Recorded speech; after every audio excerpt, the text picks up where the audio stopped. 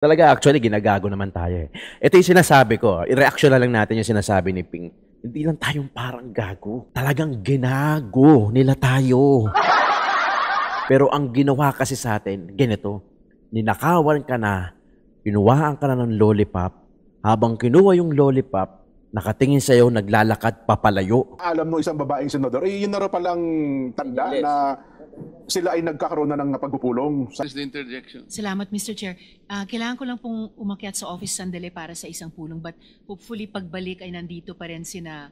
Huwag po kayong magpapagamit at sana ho, let us respect the rule of law, let us respect yung mga Bill of Rights ng bawat Pilipino. Kayo po ay nanumpa na paglilingkuran ninyo. Alright, isang magandang umaga, hapon o gabi sa inyong lahat mga kayon. Welcome back pa rin syempre dito lang sa Joe Malone TV para sa issue ng bayan nating pag-usapan. Paso! Di kami natatakot sa katotohanan, boses ng masa aming pinapakinggan. Joe Malone TV, issue ng bayan, ating pag-usapan. Tunay na balita, walang kinakampihan. Sumasalamin sa katotohanan lamang, para sa mamamayan. Totoo ang laban, hindi puro drama, di rin chismisan. Lahat ng tanong may klarong kasagutan. Kasama ka dito sa diskusyon, boses mo may halaga sa solusyon. Laging alerto, mapagmatsyag, truth ang hanap. Di kami natitinag, walang palusot, walang dayaan. Tunay ang serbisyo, diretsong usapan. Joe Malone TV, issue ng bayan, ating pag-usapan. Tunay na balita. Happy Sunday to all! Sumasalamin sa katotohanan lamang, para sa mamamayan. Totoo ang laban, walang kulay, walang kampi. Balita, talakayan, katotohanan, para sa bayan. O syempre magandang umaga, hapon o gabi sa inyo lahat. Today September 14, umuulan, Sunday, Sabbath day, pero nag-upload tayo. Hindi, isang beses lang. Isang video lang tayo for today. Maraming salamat sa lahat ng mga members natin dito. Syempre yung mga viewers natin, OFW, pati na rin yung mga viewers natin dito sa Pilipinas, Luzon, Visayas, Mindanao. Maraming salamat po sa inyong lahat. Syempre, shoutout muna natin lahat ng mga members natin dito sa Joe Malone TV, si JU Production, si Ma'am Lorna Tobera, Cesar Puno, Melody Babaran, si Sir Larry Florina Dacumos, Paulos Lutong Bahay, Ma'am Lorna Dani Ubado, pati rin si Manik Sangko. Uy, halos lahat 6 months over na. Dahil pagka 6 months ka na, iba na yung logo mo. Yung ganito na. Ayan. Pagka bilog, less than 4 months, 5 months, 1 month. Ayos, thank you. Maraming salamat sa suporta nyo. Meron po tayong join membership button dyan para doon sa mga gustong sumuporta at nakakaluwag-luwag. Pwede naman kayo mag-join. Pero kung hindi naman, okay lang po yung panonood niyo. Wala naman problema. Yung simpleng panonood, yung pagsimpleng like and share ng video natin, talagang suportang natural. Walang halong chemical. Maraming salamat kung gagawin nyo po yan. Attendance check po muna tayo dyan. Paki-comment sa baba yung exact location nyo. Nang sa ganun malaman natin kung saan inaabot yung video natin. Maraming salamat. Paki-double check na rin mga kayon kung nakasubscribe ka na. Kung hindi pa naman, paki-subscribe na lang at paki-click yung bell icon para lagi kayong updated sa mga videos na ina-upload natin araw-araw. Ito na. Papasukin na natin ito at talaga maganda yung pag-uusapan natin dito. Wag kayong papayag, ipaglaban. Kung nasa tama naman tayo, bakit hindi? Matabang binte, di ba? Talagang pag nasa tama, wag matakot. Di ba? Ang problema kasi ngayon, yung mga nasa tama, yun yung natatakot. Di ba? Yung mga mali, sila yung nananaig. Di ba? Doon, nakakaulol yung ganun. Nagbagyo ng 3 sunod-sunod, mukhang nagalit na si God eh. Bakit nagkasunod-sunod si Crising, Dante, si Emo? May habagat pa.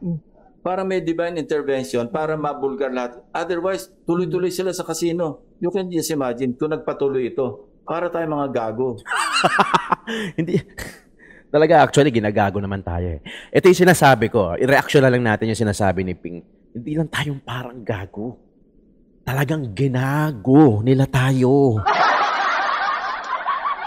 Maiintindihan mo pa, eto sample maiintindihan mo pa, bata ninakawan ng lollipop, tumakbo. Sasabihin ng bata, loko yun gago yun tinakbuhan pa ako. Diba?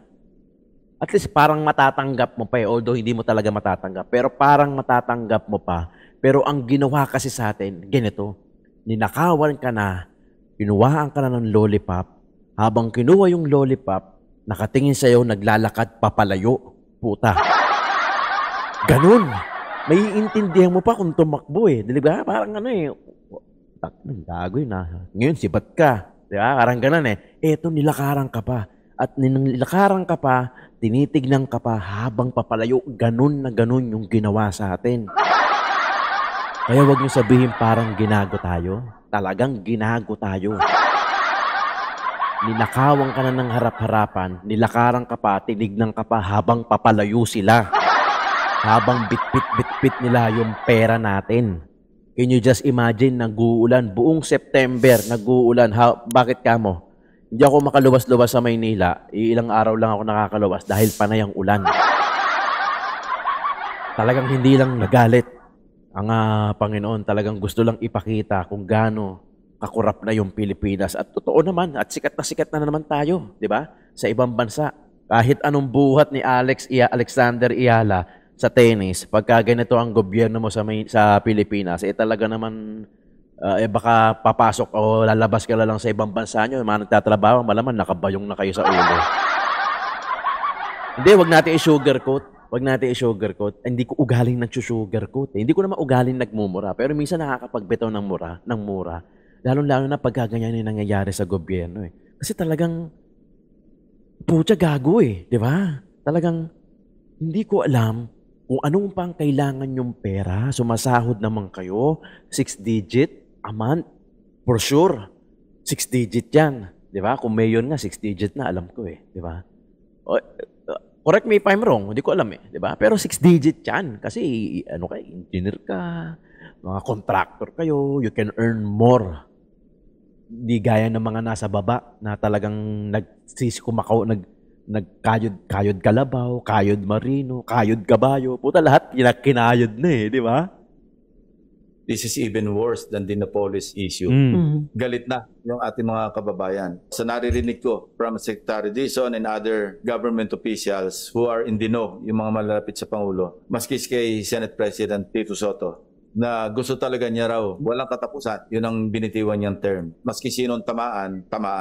Sana masustain yung ganong determinasyon, yung ganong sinseridad. Otherwise, wala nang maniniwala sa pamahalaan. Yun ang nakakatakot. To what extent will you pursue yung accountabilities naman ng lawmaker proponents? First on the Senate and secondly in the House. So are you going to open the records of the BICAM? Will you be recommending cases against fellow lawmakers, whether senators or congressmen?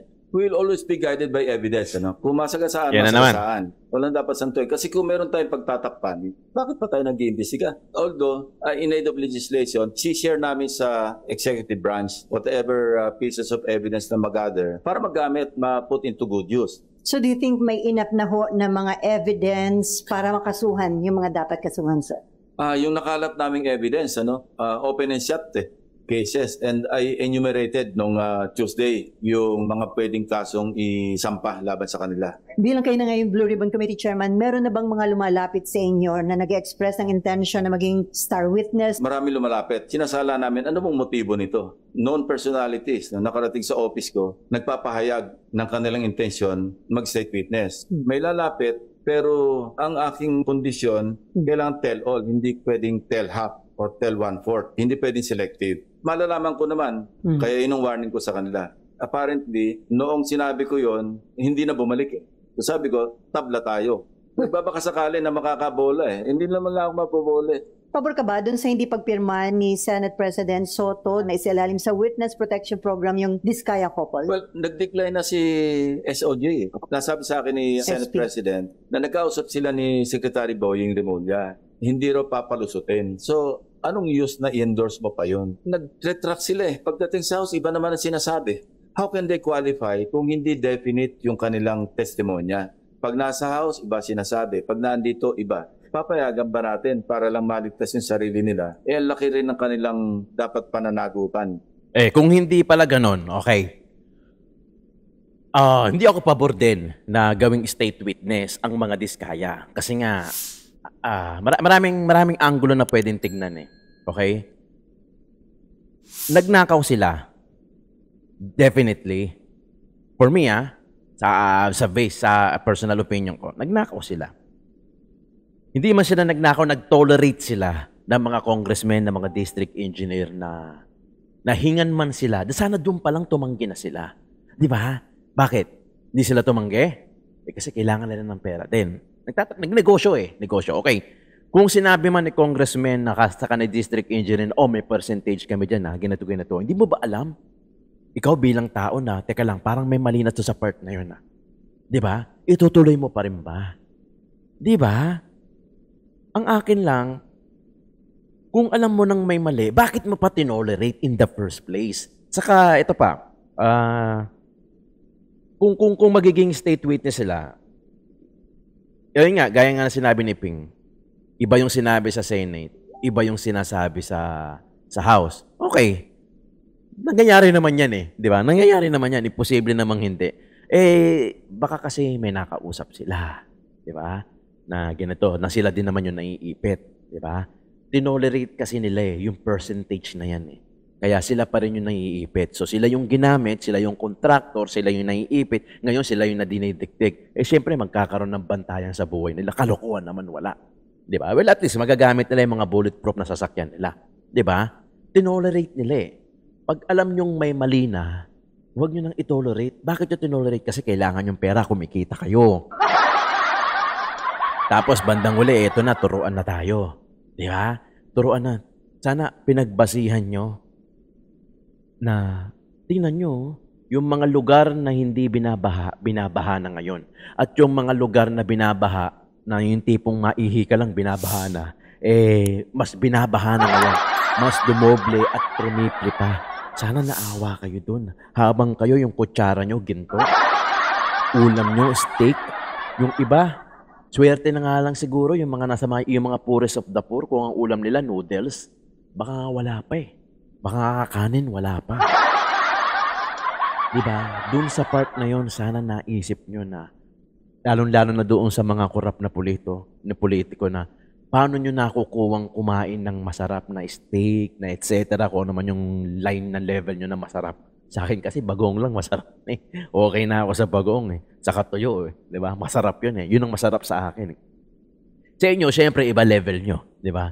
Hindi ko alam kung ano yung masarap. Sana inisip nyo man lang na, alam mo, ang tao talaga kulang sa pagbabasa ng Bible ng Biblia Talagang doon mo malalaman kasi na kailangan mo pa rin magpaka-humble. Aanin mo yung pera. Ganito. Ito nga, ito sample ko. Ito lagi sinasample ko. Sinasample ko to lagi. Makinig kayo. Sa 10 tao, let's say, sa 10 piso, at merong 10 tao, at yung isang tao required lang kumuha ng piso, yung 10 tao makakakuha ng tig-piso. Enough for a day. Sabihin na natin, enough for a day. Kasi hindi mo naman alam, hindi ka naman sure kung buhay ka pa bukas Bakit mo kailangan ng budget para bukas? Na ikaw sa sarili mo na hindi mo magagarantiya na buhay ka pa kinabukasan. Di ba? Yung probability, di ba? Hindi mo masasabi, only God knows. Kung 10 tig-piso lang ang kinuha ng 10 tao doon sa 10 piso, lahat magkakaroon. Lahat walang mahirap. Lahat walang mayaman. Di ba? Enough lang for a day. Kaya nga sa dasal, alam niyo yun, give us our daily bread. Bigyan nyo kami ng makakain pang araw-araw. Di ba? Hindi naman sinabi na bigyan nyo kami ng pagkain ngayon at saka sa mga susunod na linggo, sa mga susunod na buwan. Sa susunod na taon, bigyan nyo kami ng mga pagkain. Kaya nga, give us our daily bread ngayon. Bigyan nyo kami ng pagkain sa araw-araw. Ngayon sa pang-araw. Hindi pa sinabi yung sa future kasi wala ngang kasiguraduhan yun. You cannot guarantee tomorrow. Ngayon, di ba? Kung yung 10 tao, may isa doon, Judas, korap, kumuha Sabihin na natin, worst, kinuha niya 9 pesos. Yung sa siyam na tao, paghahatian nila yung natira, which is piso. Magkano mapupunta sa kanila? Di ang yaman ng isang tao kasi 9 pesos yung kinuha niya. Tapos yung 9 na tao, paghahatian nila yung piso, doon na sila magiging mahirap. Di ba? Yun na example ng corrupt. Pero kung halimbawa, hindi ko sinasabing kumuha lang kayo ng ano nyo, ng pang-araw-araw nyo, yung kayong mga corrupt kayo. Ang ibig ko sabihin, kung nakontento lang sana kayo sa sinasahod, Diyos, sumasahod naman kayo 6 digit pa nga, di ba? Sumasahod naman kayo. Grabe, di ba? Ito, panoorin natin. Dahil talagang talamak ang kurakutan sa ilalim ng Marcos Jr. administration. Kanya amin itong kinikilala at aming iniengganyo ang lahat ng Pilipino meron pang pagmamahal at pagmamalasakit sa ating bansa. Regardless of your political color, creed, leaning, belief, or affiliation, tanggalin po natin sapagkat ang krusada laban sa korupsyon sa talamak at garapal na kurakutan sa ilalim ng Marcos Jr. administration should be colorless. Walang berde, walang itim, walang asul, walang pink, walang dilaw, walang pinklawan, walang orange, walang pula. Ang nakataya dito ay ang kinabukasan ng bansang Pilipinas. Ang nakataya dito ay ang kinabukasan ng ating mga kabataan. Kanya dapat magsama-sama tayo santabi ang mga personal na pamumulitika. Hayaan natin na ang taong bayan ang manguna. Sila dapat ang bida at hindi natin dapat ito hijackin o gawing platform para naman na isulong yung kanya-kanyang political interest or agenda. Kanya kami, kinikilala natin yung seriousness of the problem, hinihikayat natin ang lahat ng Pilipinong may pagmamahal pa sa Pilipinas at may malasakit sa kapwa Pilipino. Lumabas po kayo sa lansangan at maging bahagi ng payapa at lawful protest laban sa korupsyon. Okay. Attorney Vic, itong inyong grupo ay magtutungo rin sa ang lugar at sa anong petsa at kanino kayo makikipagsanib puwersa? Patang usapan din, Henry, ang naging pasya ng Executive Council hanggang kagabi ay hayaan natin ang ating panawagan sa lahat ng Pilipino na gustong makibahagi sa payapa at lawful protest na magaganap sa bukas. Sunod-sunod ito, Henry, marami ito. Pero hindi kami sadyang magpapakita roon dala ang bandera ng hakbang ng maisog. Bakit? Para respetuhin natin yung talagang nananaig na sentimiento ng mga Pilipino na galit na sa korupsyon. Ayaw na ng politika. Santabi natin ang politika. Ulitin ko walang kulay-kulay dito. At nagmamasid ang pamamayang Pilipino. Kung sinong politiko or political group ang magsasamantala at gagawin kanilang platform ang mga magaganap na political rally sa mga darating na araw. Because, Henry at Karen, itong korupsyon hindi lang ito political issue Ito yung social, economic, even moral issue na ito. Kanya ito wala nang kinikilala ito. Sama-sama tayo rito. Kasama kay Henry, kasama ako, kasama tayo.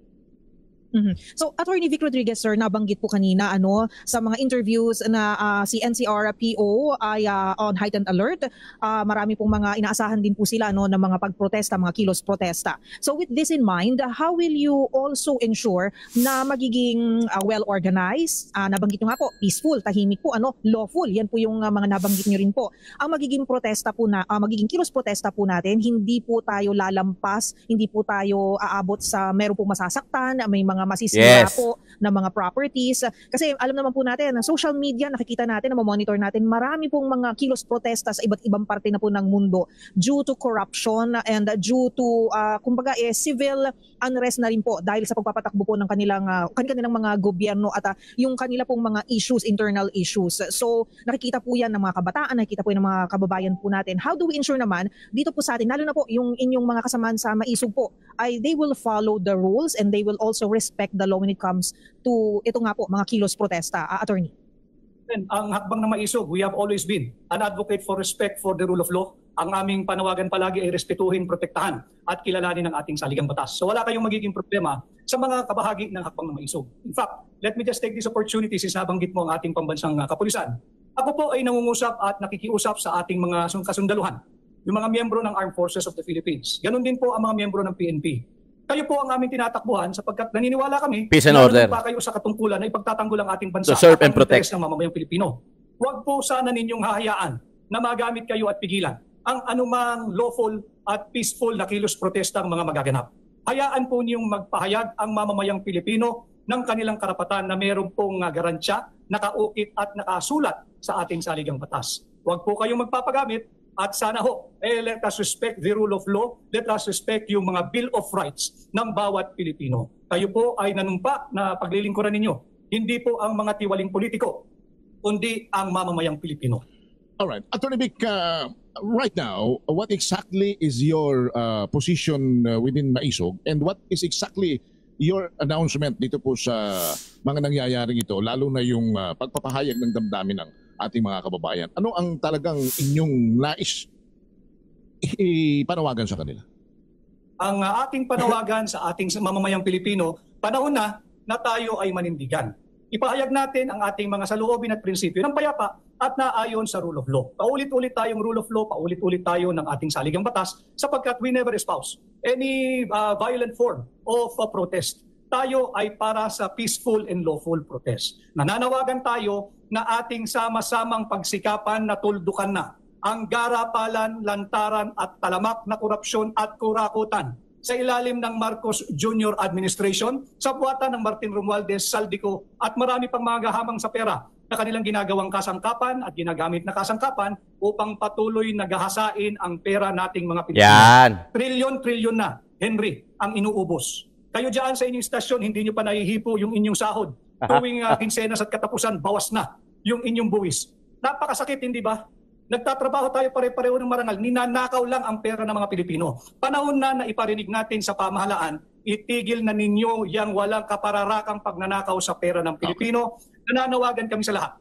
Please help save our country, help save the Filipino, help save the Philippines. Alright, so come Saturday or even tomorrow, ay may mga tao na hong lalabas at kasi EDSA Shrine ho ang lumulutang na venue ng iba't ibang common protest na ito. So ibig sabihin ito, are we possibly, partner, yung people power pa, posible naman ng mangyari, pang ilan na bang people power EDSA ito? Kung wag nating mamaliitin ang kapangyarihan nito eh.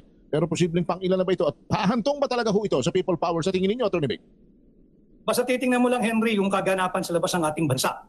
In the past few days, in 3 consecutive, nag-collapse yung gobyerno ng Japan, ng Nepal at ng France. Nagbitiw yung kanilang mga gobyerno at dahil ito, bumigay sila sa presyo nung nag-posisyon na ang mamamayan nila na ayaw na sa korupsyon. Hirap na hirap ng Pilipino. At tama na itong mga lukuhan na paulit-ulit na lang may investigation pero yung dapat managot, hindi na nanagot. This is far bigger than the Janet Napoles scam. Kung dati ay all aghasted, Henry, by the 10 billion peso amount nung panahon nung PDAP scam na yan ang primary bidder yan ay si Binibining Janet Napoles. This is 100 times or probably 300 times bigger than the 10 billion PDAP scam. So dapat tayo magsama-sama, ulitin ko, para sa ating mga kabataan at darating pangsaling lahi, magtulong-tulong po tayo. Help save our country while there is still time. Yan. Help save our fellow Filipinos, lubog na sa kahirapan, lubog pa sa baha. Help save the Philippines.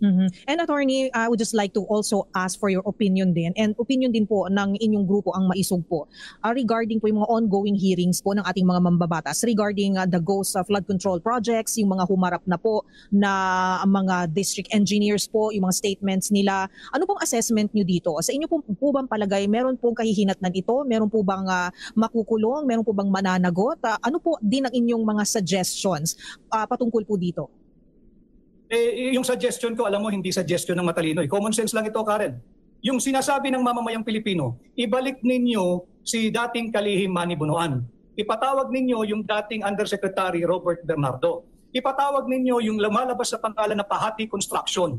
At isagutin lamang ng Senado. Just give us one good reason, ang mamamayang Pilipino. Give us one good reason kung bakit kinakailangan palitan ang chairman ng Blue Ribbon Committee kung talagang totoong investigasyon at pananagutan ang gusto nating gawin. Just one good reason. Sapagkat pangalawa, pangatlong hearing pa lamang, nasa tamang direksyon naman at mistulang natutumbok na yung ulo ng pugita, biglang ang pinutol na ulo, yung ulo ng chairman ng Blue Ribbon. Just give us one good reason. Kaya nga tayo ay nanghihikayat sa lahat ng peace-loving Filipinos to go out, find time, at magsumali kayo sa iba't ibang pagkilos na magaganap upang kondinahin at pagsumikapan natin pare-pareho na tuldukan na itong lantarang kurakutan, garapalang korupsyon sa ilalim ng Marcos Jr. Administration. Attorney Vic, yung Independent Commission, kakapirma lang ho ng ating Pangulo ng executive order. Ano ho ang inyong pananaw dito? Wala, ako personally, wala akong mataas na... Diba? Bakit kailangan palitan si Senator Dante Marcoleta, the chairman of the Blue Ribbon, na ando dun napakanta na, di ba? Nag-videoke na ang mga diskaya si Curly. Pili mo, payag ka, lalaki ka, pangalan mo Curly. Hindi, kidding aside. Andun bakit pinalitan kung ang goal mo talaga, ang mission ng mga hearing na yan, in aid of legislation? Andun matutumbok na, nagbitaw na ng mga pangalan, humihingi na ng protection. Bakit kailangan pang palitan ang Blue Ribbon? Yun yung hinihingi. One enough good reason. Bakit kailangan palitan si Senator Dante Marcoleta as chairman of the Blue Ribbon? Di ba? Doon pa lang mapapaisip ka na Di ba? Mapapaisip ka na. Panoorin natin ito. Ito yung inaano ni Dante Marcoleta Kaya pala si Senador Jinggoy na nasa tabi ko, medyo mainit ang ulo nung araw na yon. Hindi ko naman alam kung ano nangyari. Kaya yung pong talagang purong-puro na biruan lang, iba po yung pagkakatanggap niya. No? Pero alam naman ninyo, talaga nagbibiruan lang kami. Totoo po. Yun pala pagkakapaalam ng isang babaeng senador, yun na rin palang tanda na sila ay nagkakaroon na ng pagpupulong sa kwarto. Kasi hindi naman talaga nagpapaalam yun Yun na nga po Talagang yun halos hanggat maaari ay nakabantay talaga. Nakabantay at lahat ng anggulo ng mga pinag-uusapan ay nakakasangkot siya sa mga usapin. Opo. Nagtaka ko kung bakit siya nagpaalam at nangako naman siyang babalik. Yes. Pero hindi na siya nakabalik. Ito yung video na yan. What is the interjection? Salamat, Mr. Chair. Kailangan ko lang pong umakyat sa office sandali para sa isang pulong, but hopefully pagbalik ay nandito pa rin sina Mr. and Ms. Diskaya dahil meron din po akong mga tanong para sa kanila. Oh yes, Salamat we'll make po, sure Mr. that Chair. they will be here for questioning. Bagong Pangulo ng Senado ngayon, yun ang kanyang idinadahilan kung bakit yung sulat na binigay ko na dapat pirmahan niya para umabot sa Secretary of Justice. Nag-research naman ako sabi niya. Ayun na nga po, hindi na nakita ko na kinakailangan palang magsoli. Ang aking kinalulungkot dito, kung talagang nag-research sila, bakit hindi nila binasa yung batas? Wala namang sinasabing ganun na magbayad ka muna. Isa uli mo muna kung ina-allege na ninakaw mo o ano man. Walang iniwan sa yung i-rescue kita. Halimbawa, merong kidnap or ransom. Halimbawa, itong cameraman natin, i-rescue kita pero magbayad ka muna. Hindi ba? Parang mali Kaya mo siya bibigyan ng protection at hindi mo siya hihingi ng kahit ano. Dahil nga doon sa kanyang pagpapahayag, doon sa kanyang pagtulong sa iyo, sa panig ng Estado, magsasabi na siya ng totoo. Kasi mahirap kung walang tatayo na magwi-witness, sinong mahuhuli natin? Lahat yung aligasyon, lahat po yung paratang kung wala magsasalita. Hindi ba, Nelson? Parang ka namimingwit Pag ikaw ay namimingwit, may pain ka. Tama po. Anong gagamitin mong pain? Butete, halimbawa. Bulate. Bulate. Na isda. Para makahuli ka ng malaking isda. Pain. Kung walang pain. Walang pain. Sino yung papain? Yung pain, gusto niya proteksyonan mo naman ako. Kakagatin ako niyan So, ang pinangako dapat na Sekboy, provisional. Hindi, sinabi niya, sige, pangakuan mo sila na sa ngayon pa lang, kaya tinawag niya na provisional immunity. Provisional immunity. Manggagaling sa akin, para malaman nila, wag naman ninyo kung ano, wag niyo munang kung ano nung ginagawa nila. Pupunta doon ang BOC, pupunta ang BIR, pupunta yung AMLA. Teka muna, magpa-apply ito Ito yung protection na hinihingi niya hanggang sa ma-approve na eventually yung kanyang aplikasyon. Walang sinasabi doon na kailangan kang magbayad o magbalik nung inaakala mo na nakulimbat mo. Wala pa Nag-iimbestiga pa lang Pinag-uusapan pa lang Paano natin makukwenta kung ano yung babalik? Yes. Wala pa naman tayo sa estado na yun. Correct. Doon po sa anggulo na ang sabi naman nila, kasi selective ang sinasabi, parang may itinatago, merong pinipili, at ang gusto daw ay magsabi ng tell-all. Walang dapat na itago. Meron pa binabanggit siya, dyan singit ko lang nagsimula doon sila 2016 bakit daw binabanggit? 2022 lang hanggang sa kasalukuyan, parang may mga tinanggal daw na pangalan Yun ang kanyang sworn statement. Wala akong magagawa. Ang sinasabi ng aming bagong Senate President, meron daw nagbulong sa kanya na inedit daw yung sworn statement. Ito ang medyo mabigat na tanggapin yung pagpaparatang na ganun. May bumulong daw na taga Blue Ribbon Committee. Paano kaya kung malaman niya ang katotohanan na hindi naman alam nung Blue Ribbon Committee na mayroong sworn statement na lalabas nung araw na yon? Yung sworn statement na yon, direktang ibinigay sa akin. Hindi alam ng Blue Ribbon Committee. Paano mong sasabihin na inedit Sino mag-e-edit? Diretsong pumunta sa akin. Yes. Ako nag-edit.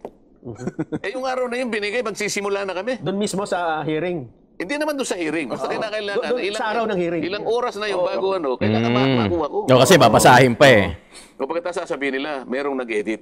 Ito yung nakikita kong parang hindi na tama eh. Yes. Kung mo ba sinabi niya na congressman ang naging kasama niya, naka-transact niya, ibig sabihin hindi na totoo? Kung mo ba wala siyang sinabi na senador, hindi na totoo yung sinabi niya? Doon sa House of Representatives, kung titingnan ninyo, ang pinaniwalaan naman nila, ang gustong papaniwalain, ay yung sinasabi naman nung Bryce Hernandez na pumunta naman sa amin. Diba? Ang gulo. Ayun. Diba? Yan mo malalaman na talagang meron talagang kinikilingan. Diba? In aid of legislation. Nakatarantaduhan ninyo. Ang ganda na ng pagkakahawak ni Senator Dante Marcoleta dyan sa Blue Ribbon na yan Diba? May mga kinanta na may mga kumanta na. Diba? Tapos biglang ganon. O ngayon, malalaman natin yan sa mga susunod na hearing kung ano mga kaganapan. Pero sayang, talaga nakakapanghinayang. Ang galing kasi nito ni Dante Marcoleta. Talagang kung nakapasok pa si Atty. Vic, ay patay. Tambalan kinakatakutan yan. Diba? Tambalan kinakatakutan yan. Ito si Tito Sen talaga, di ba? Kung ako halimbawa, actually common knowledge 'to Kung dapat talaga ang Senate President talaga attorney din, lawyer. Talagang first hand alam niya yung batas, hindi yung tatanong pa niya sa staff niya kung tama ba 'to. Ano ba sasabihin ko? Di ba? Hindi kasi dapat ikaw mismo alam mo yung batas. Ikaw mismo. Kasi mambabatas ka. Dapat ikaw mismo, alam mo yung pasikot-sikot dyan, yung sa batas na yan, sa libro na yan, sa Philippine government, Philippine law. Alam mo yan, first hand. Hindi yung, teka lang, hintayin natin yung sulat ng index card ng staff ko na lawyer. Di sana sila lang tumakbo.